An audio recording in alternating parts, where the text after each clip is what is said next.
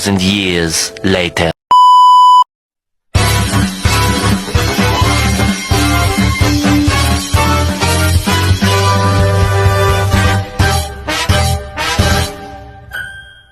Hai, perkenalkan nama saya Yusuf Irianto dan perkenalkan teman-teman saya bernama. Hai, saya Salma Anun. Aku Dina Pertika. Saya Alfiana Eka Sri Punamasari. Kami di sini untuk mewawancarai di bagian lembaga Dinas Perhubungan, yaitu Bapak Saludin Siregar sebagai Ketua Balai. Kami mau menanyakan terkait tentang pelayanan ya Pak ya. Untuk di waktu layanan Bapak. Waktu pelayanan pukul 7.30 sampai dengan jam 16.00. Jadi jam setengah 8 sampai jam 4 sore. Namun untuk pelaksanaan administrasi itu biasanya 1 jam sebelum itu.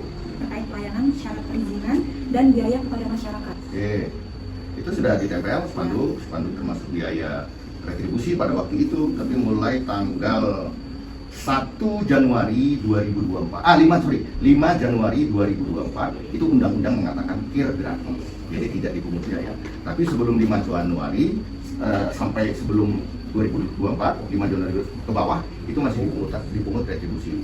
Nah, bagaimana informasi publiknya bisa kita informasikan? Itu ditempel perda, biayanya jenis kendaraan pickup sekian, truk sekian, kemudian numpang uji segala macam. Kita ada 12 objek pelayanan yang dipungut retribusi pada waktu itu berdasarkan Undang-Undang 28 tahun 2009 tentang retribusi daerah. Namun semenjak 5 Januari 2024 itu kir gratis.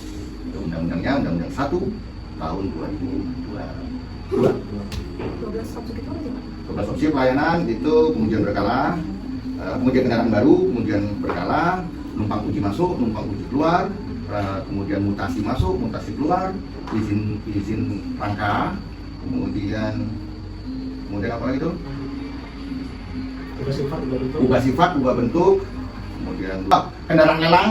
Jadi kalau kendaraan lelang itu kan biasanya instansi seperti Polres, yang kendaraan silakan dan sebagainya macam. Itu yang sudah inkrah tadi ya, yang sudah inkrah berdasarkan keputusan pengadilan, misalnya disita untuk negara. Nah itu kita yang memeriksa kondisi kendaraan. Nah jadi kalau untuk lelang kita yang memeriksa itu termasuk objek pelayanan, dan itu terakhir 11.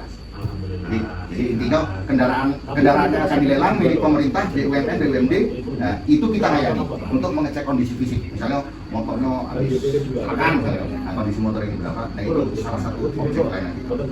Kalau di birokrasi di pemerintahan itu, terus di BISU itu kita 3 bulan sekali diminta.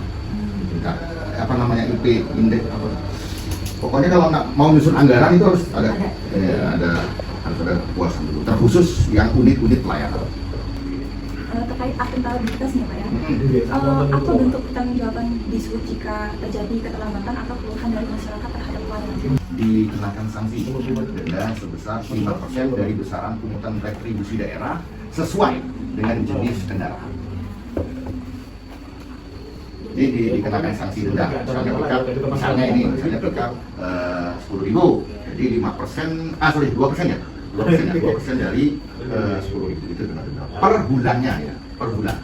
Ya, jadi kalau kir beda dengan pajak. Kalau pajak itu kan per tahun, kalau kir ini per bulan. Karena uji berkala ini 6 bulan sekali, jadi setahun ada 2 kali. Karena kelayakan kendaraan motor intinya kir ini 6 bulan itu kami periksa, mobilnya ini masih bagus gak, banyak bundul gak, lampu senya mati gak. Terkait efisiensi, apa langkah yang dilakukan di Sub untuk memastikan penggunaan sumber daya yang efisien dalam memberikan pelayanan kepada masyarakat? Di Sub, apa yang dilakukan di Sub? Untuk memastikan penggunaan sumber daya yang efisien. Diklat, salah satunya diklat. Kemudian diklat cepat short cost ya, jadi mungkin diklat. Ya, termasuk kami penguji teknis, jadi yang di balai kir ini itu teknis sekolah, namanya sekolah pengujian kendaraan motor. Itu waktunya relatif, ada yang 2 minggu, ada yang 1 bulan, ada yang 2 bulan, bahkan ada yang sampai 3 bulan. Dan perlu kita semua ketahui bahwasanya Kementerian Perhubungan itu ada sekolah dinas, dalam tanda kutip meskipun tidak ada dinas.